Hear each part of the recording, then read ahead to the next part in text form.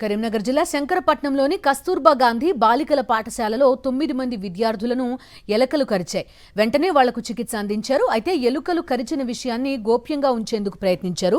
MEO Lakshminarayana Kasturba Gandhi విద్యాలయానికి చేరుకుని విచారించారు. అయితే ఆ సమయంలో అక్కడికి మీడియాను అనుమతించలేదు.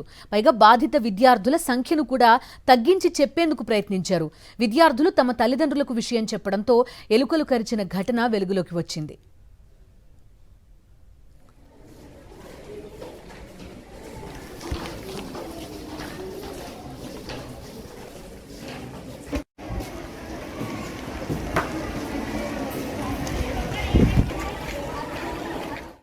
కరీంనగర్ జిల్లా శంకరపట్నంలోని కస్తూర్బా గాంధీ బాలికల పాఠశాలలో 9 మంది విద్యార్థులను ఎలుకలు కరిచాయి.